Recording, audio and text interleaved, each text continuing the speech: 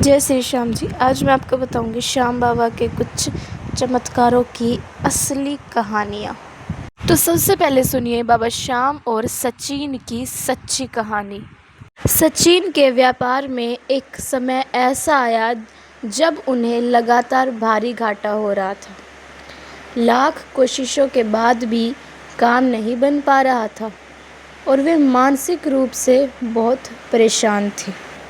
उनके बड़े भाई ने उन्हें बाबा श्याम के बारे में बताया। सचिन ने घर पर ही बाबा की तस्वीर रखकर पूजा शुरू की और उनसे अपनी परेशानियां साझा करने लगे। उन्होंने बाबा से मन्नत मांगी कि यदि उनका काम फिर से चलने लगा तो वे खाटू आकर दर्शन करेंगे।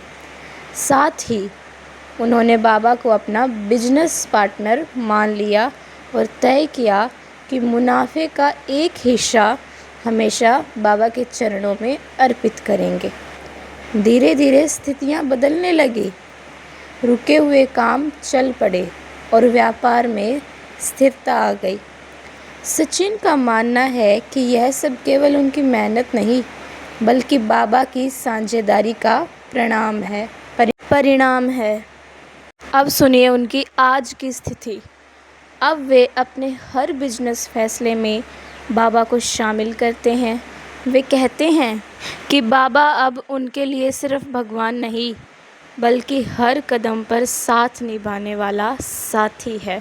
मैं यही कहूँगी कि बाबा को पार्टनर बनाने का मतलब केवल पैसा देना नहीं बल्कि अपने काम में ईमानदारी लाना और हर सफलता का श्रेय बाबा को देना है। इसी तरह की एक और प्रसिद्ध परंपरा राजस्थान के चित्तौड़गढ़ में स्थित सांवलिया सेठ मंदिर में भी है, जहां भक्त बाबा को अपना बिजनेस पार्टनर बनाते हैं। बाबा श्याम का एक चमत्कार और सुनिए। 7 साल बाद खोए हुए बच्चे की वापसी। हाँ, यह कहानी श्याम बहादुर जी जो बाबा श्याम के परम भक्त थे, उनके जीवन काल की एक बहुत ही भावुक और लोकप्रिय घटना मानी जाती है।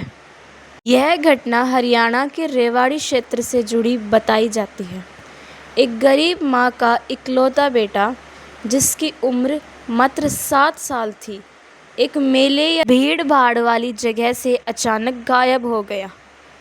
माँ ने उसे हर जगह ढूंढा, पुलिस में रिपोर्ट की, लेकिन सालों बीत गए और बच्चा नहीं मिला। लोग कहने लगे कि अब उम्मीद छोड़ दो, लेकिन उस माँ को हारे के सहारे पर अटूट विश्वास था। वह रोती बिलखती श्याम बहादुर जी के पास पहुंची। श्याम बहादुर जी ने उस माँ से कहा, पगली रो मत, बाबा की शरण में अर्जी लगा। वो शीश का दानी है, कभी किसी को खाली हाथ नहीं भेजता। माँ ने बाबा श्याम के चरणों में अपनी लाज रख दी और निरंतर जय श्री श्याम का जाप करने लगी। कहते हैं ठीक 7 साल बाद जब वह बच्चा 14 साल का किशोर हो चुका था, वह चमत्कारिक रूप से अपने घर के दरवाजे पर खड़ा मिला। उस बच्चे को खुद नहीं पता था कि वह इतने साल कहाँ रहा और कैसे घर वापस आया।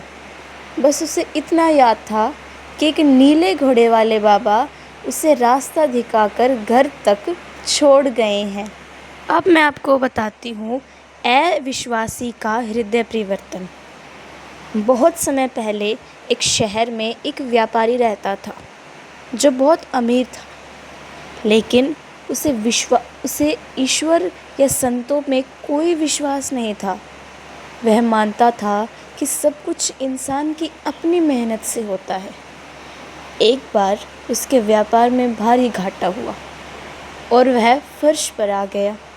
उसी समय उसके दोस्तों ने उसे राजस्थान के श्याम बाबा के मंदिर में जाने की सलाह दी, यानी कि खाटू जाने की सलाह दी। व्यापारी ने अपनी पत्नी की जिद पर खाटू श्याम की यात्रा तो की, लेकिन मंदिर पहुंचकर भी वह बाबा को देखकर मुस्कुरा रहा था और मन ही मन कह रहा था क्या यह पत्थर का टुकड़ा किसी की किस्मत बदल सकता है? इतने गंदे वचन वो अपने मन में कह रहा था। मंदिर में बहुत भीड़ थी। वह व्यक्ति गर्भगृह में जाने के बजाय बाहर के कोने में खड़ा होकर दूसरों को देख रहा था। उसने सोचा कि वह शाम को ही वापस लौट जाएगा। अचानक मंदिर में कुछ ऐसा हुआ कि उसे धक्का लगा। उसी भीड़ में उसे एक अजनबी व्यक्ति मिला, जिसने उसे अपने पास बुलाया और कहा, तुम्हें जो घाटा हुआ है उसका कारण तुम्हारी मेहनत की कमी नहीं, बल्कि तुम्हारी अहंकार भरी दृष्टि थी। उस अजनबी ने वह बात कही जो सिर्फ वह व्यापारी जानता था। अचानक वह अजनबी भीड़ में गायब हो गया। व्यापारी दंग रह गया। उसे आभास हुआ कि वह अजनबी कोई और नहीं, स्वयं हारे का सहारा बाबा श्याम थे, जो उसका अहंकार तोड़ने आए थे। उस अविश्वासी व्यक्ति की आंखों में आंसू बहने लगे। उसने बाबा के शीश के आगे अपना मस्तक झुका दिया। उसे महसूस हुआ कि जो लोग हार चुके हैं, बाबा श्याम उन्हें ही सबसे पहले सहारा देते हैं। उस दिन के बाद वह व्यापारी एक पक्का भक्त बन गया और अपना जीवन बाबा की सेवा में समर्पित कर दिया। बस मैं इतना ही कहूँगी कि बाबा पे अटूट विश्वास रखिए।